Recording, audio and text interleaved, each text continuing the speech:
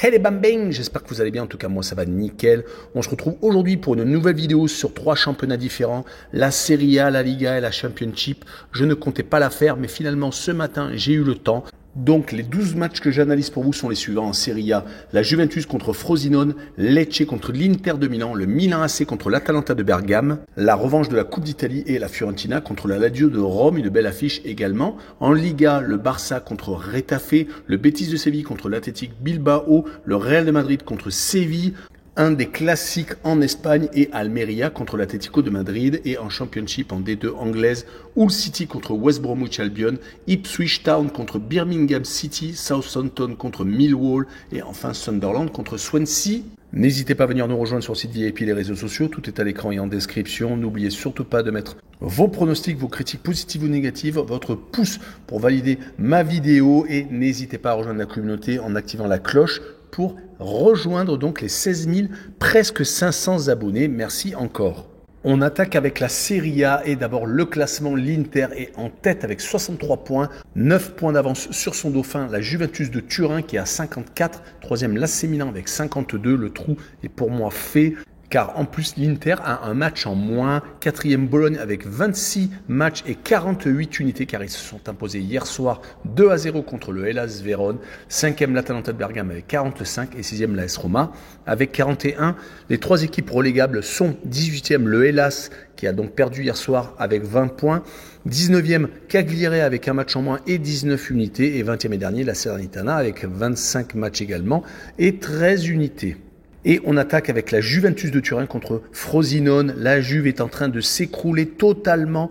Ils étaient au contact du leader, mais malheureusement, ce match nul contre Empoli a commencé à les faire chuter, au moins mentalement, car malheureusement, ils ont perdu le duel contre l'Inter juste derrière. Ils se sont en plus inclinés à la maison contre l'Udinese et viennent de faire 2 buts partout au Hellas Vérone qui est relégable. Donc attention à la Juve qui avait pourtant réussi à faire beaucoup de très belles performances avant ces 4 matchs sans victoire, battant notamment Frosinone en Coupe d'Italie déjà 4-0, Sassuolo et Lecce à chaque fois sans prendre de but et à chaque fois en mettant au moins 3 buts. Mais on sait que la vieille dame qui cette année ne participe pas à une Coupe d'Europe veut absolument participer à la prochaine Champions League, car les enjeux économiques sont trop importants s'il veut garder tous ses très bons joueurs. Elle va rencontrer Frosinone qui est 15e, qui n'a que 3 points d'avance sur la zone de relégation, qui donc s'est incliné en Coupe d'Italie 4-0 déjà au stade de la Juve et qui sur les 4 derniers matchs n'a pas gagné, car elle a eu un très gros calendrier, s'inclinant contre le Milan AC, la Fiorentina et l'AS Roma consécutivement. À chaque fois, au moins 3 buts encaissés. Ils en ont même pris 11 exactement. Ils avaient fait en début de série un match nul contre l'AS Vérone. Leur dernier succès remonte à une réception de Cagliari et c'était le 21 janvier, donc plus d'un mois. Sur ce match-là, je les vois s'incliner encore à la Juve 2-0 et je verrai les deux équipes qui ne marquent pas avec une cote à 1,68. On enchaîne avec Lecce contre l'Inter de Milan. Lecce est actuellement 13e, mais seulement à 4 points de la zone de relégation. Les 13e du classement n'ont gagné d'ailleurs qu'une seule fois sur les 9 dernières rencontres de Serie A, s'imposant que contre la Fiorentina. Et sur cette série, ils se sont tout de même inclinés à 7 reprises. On pourra mettre un petit bémol, car depuis le 23 décembre, ils se sont déplacés à 6 reprises. Mais leur visiteur du soir est l'Inter de Milan qui est en train de caracoler en tête, qui fait de très belles performances actuellement. Ils ont déjà gagné la Super Coupe d'Italie, ont déjà un titre. Ils viennent de gagner la première manche contre l'Atlético de Madrid en Champions League et ils restent sur 9 succès consécutifs, toutes compétitions confondues. Leur dernier accro était au Genoa, c'était le 29 décembre. Donc depuis le début de l'année 2024, ils sont parfaits, réussissant tout de même à battre des équipes comme la Lazio, comme Naples, comme la Juve, également la Roma et, comme je vous l'ai dit un peu plus tôt, l'Atlético de Madrid. Donc pour moi, pas de surprise, l'Inter va s'imposer 2-0 et les interistes marqueront le plus de 1,5 but sur le match avec une cote à 1,53. Et on enchaîne avec un très gros match, l'AC Milan contre l'Atalanta de Bergame.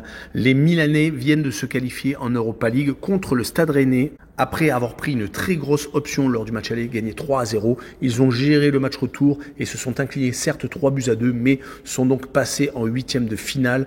Ils enchaînent tout de même une deuxième défaite consécutive. Ils ont pris même 7 buts sur ces deux déplacements car ils avaient perdu 4-2 à Monza. Le début d'année 2024 était pourtant assez bien réussi, même s'ils ont été éliminés de la Coupe d'Italie contre leur adversaire du soir 2-1, mais ils avaient pu enchaîner consécutivement toutes compétitions confondues. Tout de même, 5 succès et un match nul. L'Atalanta de Bergame, qui est donc 5e au classement, reste lui sur une très belle série consécutive de matchs sans défaite, 9 exactement, 8 victoires et un petit match nul, réalisé à la Roma. Ils se sont sortis de tous les pièges tendus par des équipes mal classées. Ils ont même réussi à battre la Lazio en championnat et donc à se qualifier en Coupe d'Italie à l'AC Milan. Et en 2024, ils n'ont perdu qu'une seule fois à l'extérieur, c'était à Bologne, mais une équipe très en forme. Sur ce match-là, je verrais bien un match nul, un but partout, mais comme l'Atalanta a peut-être trouvé la solution à Milan, je verrais donc le away no bet et le match nul remboursé, 6 victoires de l'Atalanta à l'extérieur et une cote à 2,35. Et on finira l'Italie avec la Fiorentina contre la Lazio de Rome. Très belle affiche également avec la Fiorentina qui est actuellement 8e et la Lazio 7e. 2 points d'écart entre les deux équipes. La Fiorentina reste sur une très mauvaise série. Une seule victoire sur les 5 derniers matchs de Serie A, ce qui les fait donc redescendre au classement. Ils viennent de se faire accrocher à Empoli, sinon ils avaient perdu à 3 reprises. Contre le leader, ce n'est peut-être pas une surprise, mais par contre à Lecce et surtout à Bologne dans un match entre deux équipes du même niveau, c'était un peu moins bien dans les têtes. Mais la Fiorentina n'est pas si bien que ça depuis un petit bout de temps, car depuis le 6 janvier, ils ont enchaîné des défaites à Sassuolo, à Naples. Ils ne sont pas du tout à l'aise à l'extérieur. Là, ils vont jouer à la maison contre la Lazio, qui vient de s'imposer en milieu de semaine au Torino, qui a donc rattrapé son match en retard et qui vient de repasser dans la Viola. Ils ont gagné 3 de leurs 4 derniers matchs, dont un ultra important, qui a d'ailleurs été une surprise pour beaucoup de monde. Ils se sont imposés contre les Bavarois du Bayern de Munich 1-0 en Champions League, profitant du manque de réalisme et peut-être de l'apathie des Munichois. Mais on n'oubliera pas qu'ils se sont tout de même inclinés à la maison contre Bologne 2-1 au milieu donc de cette belle performance et de ce milieu de semaine. Sur ce match-là, je verrai pourquoi pas la Lazio continuer sur sa lancée, s'imposer 1-0 à la Fiorentina. Et je verrai la double chance N2 avec une cote à 1,69. Et on enchaîne avec la Liga et le classement en tout premier. Le Real de Madrid est premier avec 62 points, 6 points d'écart avec Gijón. Peut-être que le trou est fait, qui est donc son dauphin. Troisième, Barcelone avec 54 points, donc 8 points d'avance sur les Blaugrana. Quatrième, l'Atlético de Madrid qui a 51 points. Et cinquième, l'Athletic Bilbao avec 49. En fin de classement, 3 relégables. Cadix, 18e avec 17. 19e Grenade avec 14 et 20e et dernier Almeria qui n'a toujours pas gagné avec 8 unités et qui est quasiment relégué déjà avec 12 points de retard déjà sur le Celta Vigo. S'il ne gagne jamais, cela va être donc quasiment impossible. Et on attaque avec le Barça contre Retafe, le 3e contre le 10e. Il y a 20 points d'écart entre les deux équipes.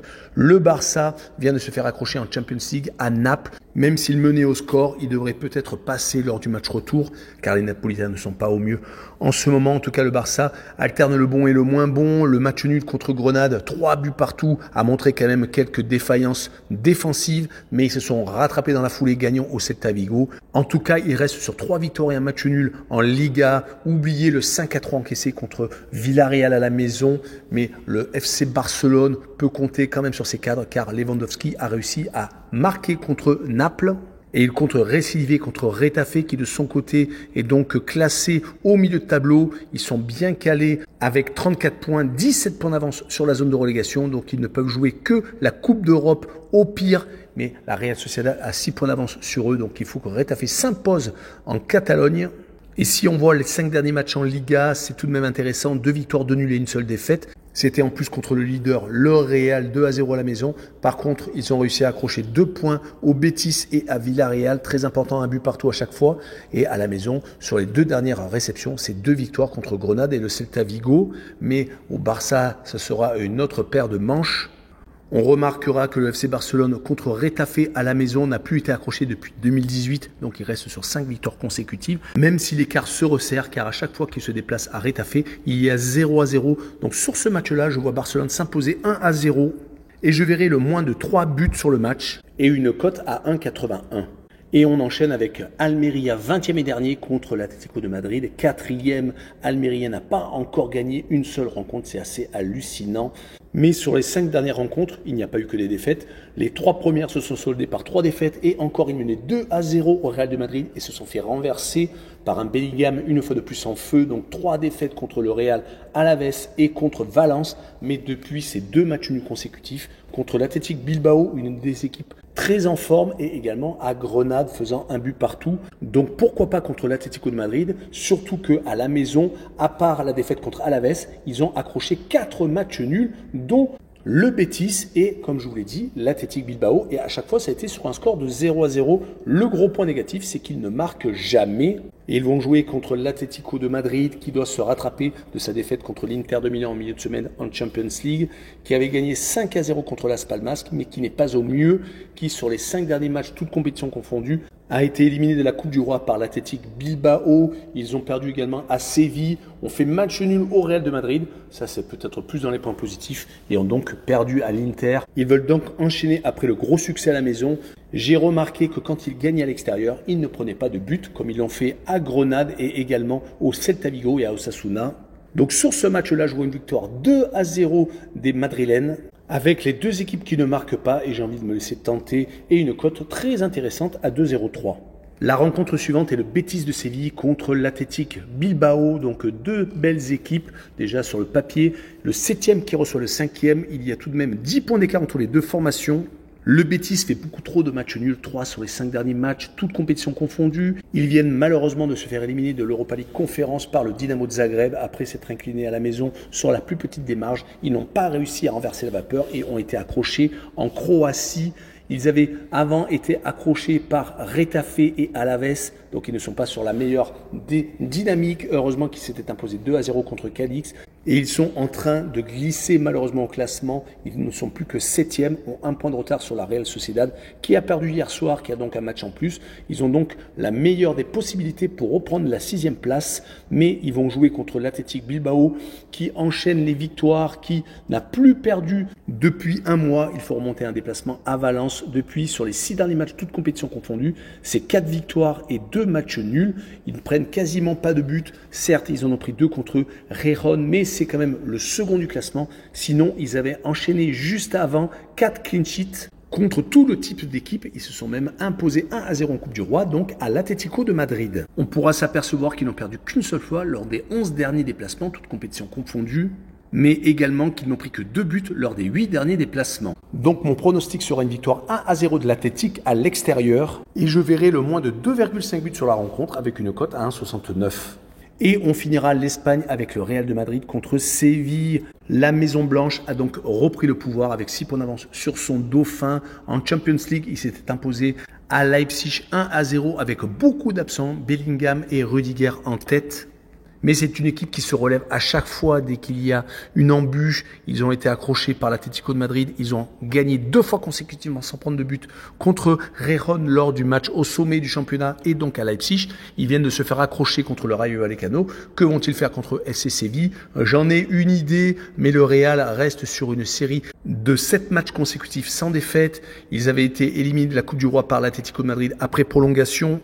Mais on se rappellera que derrière, ils ont donc pas perdu 7 rencontres. Également, ils ont gagné la Super Coupe d'Espagne, battant l'Atlético et le FC Barcelone. Donc pour l'instant, le Real, à part la Coupe du Roi, est sur un parcours parfait. Ils vont essayer d'enchaîner contre le FC Séville, qui est toujours 15e, qui n'a que 7 points d'avance sur la zone de relégation. Certes, un petit matelas assez intéressant, surtout que les 4 derniers matchs se sont soldés par 2 victoires et 2 matchs nuls. Ils ont redressé la tête, réussissant à battre le Rayo Vallecano et surtout l'Atlético de Madrid. Ils ont été accrochés par contre par Séville et par Osasuna, mais ça n'a rien à voir avec le début de saison qui était assez catastrophique. Une élimination de toute compétition européenne en Champions League. Ils étaient dans le groupe de lance du PSV Eindhoven et d'Arsenal. La marche a malheureusement été trop haute pour eux. Pourtant, ils ont un très bel effectif. Ils ont été également éliminés de la Coupe du Roi par l'Atlético de Madrid. C'était le 25 janvier. Ils n'ont donc plus que le championnat pour relever la tête et pour peut-être espérer ne pas descendre en Liga 2, car pour la Coupe d'Europe, c'est cuit. Ils sont beaucoup trop loin. Ils ont 16 points de retard sur la Real Sociedad. On notera que Séville chez les gros, c'est plutôt compliqué. Défaite à Gijón, défaite à l'Atlético de Madrid, défaite à Barcelone, défaite à la Real Sociedad. Sans jamais vraiment démériter, sauf à Gijón où vous avez pris 5 buts. En tout cas, les Real les attend. Et je vois une victoire des Madrilènes 2-1 avec Séville qui va se battre jusqu'au bout. Et je verrai le moins de 3,5 buts sur la rencontre avec une cote à 1,64. Et on finira avec la Championship, la D2 anglaise. Le classement, Leicester City est premier avec 78 points.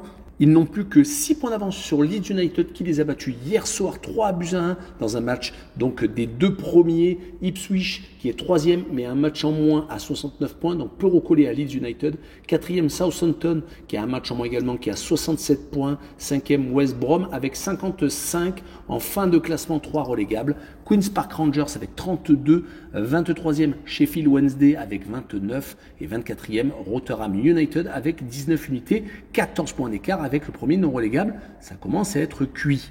On commence par une belle affiche, Hull City contre West Bromwich Albion, le 6e contre le 5e.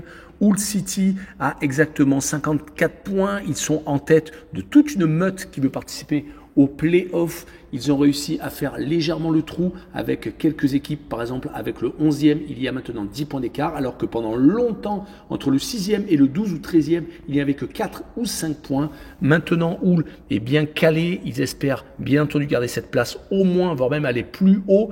Ils n'ont que 1 point de retard sur West Brom.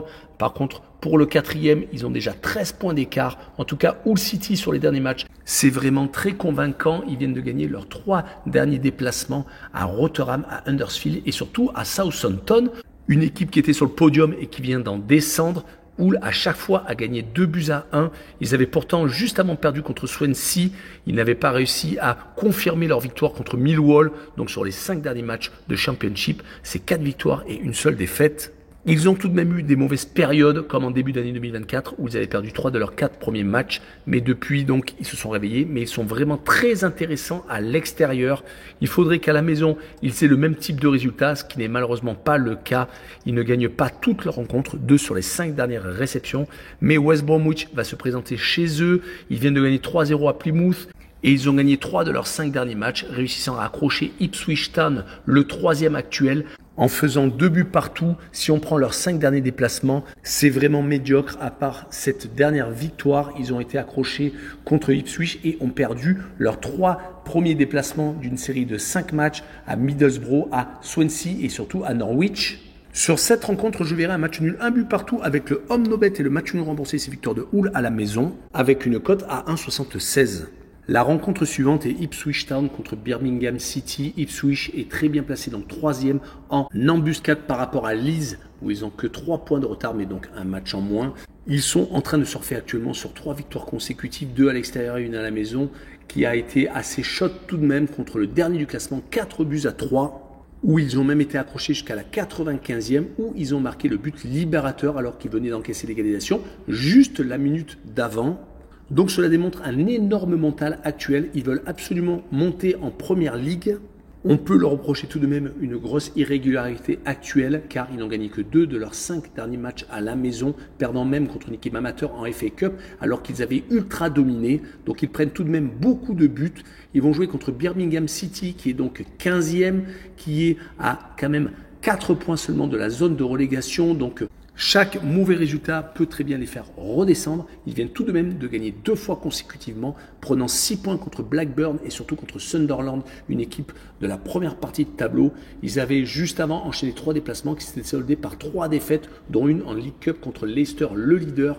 Mais ils sont capables de faire des bonnes séries comme ils l'avaient fait début d'année 2024 avec 4 matchs sans défaite. En tout cas, ils sont plus sur la pente montante que descendante. Sur ce match-là, je vois une victoire de Ipswich 2-1. Et je verrai les 3e du classement s'imposer avec le plus de 1,5 but sur le match et une cote à 1,54. La rencontre suivante est Southampton contre Millwall. Le 4e du classement qui accueille le 21e qui n'a qu'un point d'avance sur la zone de relégation, qui est malheureusement pour eux sur une série de 4 défaites consécutives contre Hull City, Coventry, Ipswich et Sheffield Wednesday. Malheureusement pour eux, ça commence à sentir mauvais. Ils risquent peut-être de basculer de l'autre côté de la ligne rouge car ce déplacement à Southampton va être très compliqué, surtout que les 4e du classement viennent de perdre à la maison contre Hull City. Ils n'ont gagné que 3 de leurs 5 derniers matchs, toutes compétitions confondues. Ils sont encore qualifiés par contre en FA Cup où ils vont se déplacer à Liverpool. Ils vont retrouver peut-être le goût de la Première Ligue, mais il va falloir cravacher pour peut-être y accéder par le championnat. Mais on pourra remarquer qu'à domicile, à part cette défaite contre Hull, ils avaient enchaîné 11 victoires consécutives. Donc théoriquement, Southampton devrait se ressaisir contre Millwall, qui est donc très mal classé. Donc sur ce match-là, je vois une victoire 3-1 de l'équipe à domicile et le plus de 2,5 buts sur le match avec une cote à 1,63. Et on finira avec Sunderland qui accueille Swansea, avec Sunderland qui malheureusement n'est pas si bien classé que ça. Ils avaient pendant longtemps tutoyé les 6 premières places, mais ils sont en train de se faire décrocher. Ils sont actuellement 10e et ont 7 points de retard sur le 6e. Ils viennent surtout de perdre 2 fois consécutivement à l'extérieur, à Huddersfield et à Birmingham City, qui ne sont pas non plus des foudres de guerre, mais qui avaient pour objectif de se sauver. Donc Sunderland n'a pas tenu le choc. Ils avaient pourtant enchaîné 3 matchs consécutifs sans défaite qui les avaient laissés en vie dans cette course au play-off. Mais c'est en train de tourner au vinaigre et ils l'ont joué contre Swansea City à la maison contre une équipe qui est actuellement mal classée, qui est 18e, mais qui a que 4 points d'avance sur la zone de relégation, qui vient de perdre 4 de ses 5 derniers matchs. Une seule victoire, c'était à Hull. C'est peut-être une surprise car comme je vous l'ai dit, Hull est 6e, mais ils ont perdu 3 de leurs 4 derniers matchs, surtout 3 à domicile contre Plymouth, contre Leeds et contre Ipswich. Ils ont un gros calendrier. Ils vont peut-être encore avoir des difficultés à Sunderland, car à l'extérieur, ils n'ont gagné qu'une seule fois sur les 7 derniers déplacements. On pourra tout de même voir qu'ils accrochent quelques fois des matchs nuls, comme à Coventry et à Birmingham. C'était fin 2023 et début 2024. Sur cette rencontre, je vois une victoire 2-1 de Sunderland avec les 2 équipes qui marquent et une cote à 1,74. Voilà, on en a fini avec cette vidéo sur les 3 championnats différents. Rejoignez-nous. Merci encore.